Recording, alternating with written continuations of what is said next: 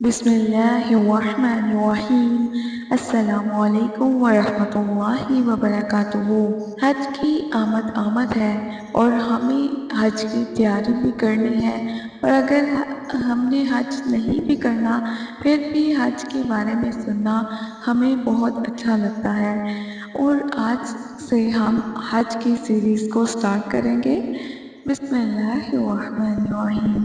مکہ المکرمہ خطۂ زمین پر اللہ تعالیٰ کی محبوب ترین زمین، پرکشش اور پرجمال کعبۃ اللہ کی سرزمین، شعر اللہ کی سرزمین، معجزات کی سرزمین، امن و سلامتی کی سرزمین، فیوز و برکات کی سرزمین، خیرات ثمرات کی سرزمین، سیدنا حضرت ابراہیم علیہ السلام کی دعاؤں اور تمناؤں کی سرزمین، سیدنا حضرت اسماعیل علیہ السلام کے جذبہ تسلیم و رضا کی سرزمین، ولادت محمدی اور بعثت نبوی صلی اللہ علیہ وسلم کی سرزمین، سیدنا حضرت بلال رضی اللہ تعالیٰ عنہ کے صدائے احد سے معمور فضاؤں کی سرزمین، سیدنا حضرت ابو ذر غفاری کی داستان وفا کی سرزمین، شہادت کی الفت میں قدم رکھنے والے آل یاسر کی سرزمین، مرکز انقلاب، ممبئی توحید، سرچشمہ رشد و ہدایت، رحمت و انوار کی سرزمین، جہاں جنت سے لایا گیا پتھر حجرہ اسود موجود ہے، جس پر رسول اللہ صلی اللہ علیہ وسلم نے آنسو بہائے، مقام ابراہیم بھی ہے جہاں رکن یمانی ہے جس کے چھونے سے گناہ معاف ہوتے ہیں، جہاں قدرت کا ایک لافانی معجزہ زمزم ہے جس میں ہر مرض کی دوا اور ہر دکھ کا درما موجود ہے، جہاں کوہ صفا اور مروہ بھی ہے، جہاں اللہ تعالیٰ نے قرآن مجید میں اپنی نشانیوں میں سے نشانی قرار دیا ہے۔ یہی وہ سرزمین ہے جہاں مینا کے وہ خوش نصیب ذرات ہیں جہاں امام موحدین سیدنا حضرت ابراہیم علیہ السلام نے اللہ تعالیٰ کی محبت میں اپنے نوجوان بیٹے کے گلے پر چھری چلائی۔ یہی وہ سرزمین ہے جہاں میدان عرفات کی وہ مبارک سنگریزیں ہیں جن پر کھڑے ہو کر اللہ تعالیٰ کو یاد کرنے کا حکم دیا گیا ہے۔ یہی وہ سرزمین ہے جہاں خالق ارض و سماء میزبان ہوتا ہے اور اس کے مسکین و محتاج بندے معزز مہمان قرار پاتے ہیں۔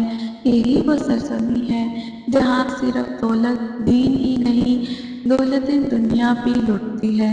اب اس سرزمین پر جو شخص جتنا بڑا بھکاری بن کر آتا ہے اتنا ہی زیادہ معزز کا مستحق ٹھہراتا ہے۔ جو شخص جتنا زیادہ ہاتھ ملانے کے آداب سے واقف ہے اتنا ہی زیادہ اعزاز و کرام کا مستحق ہوتا ہے۔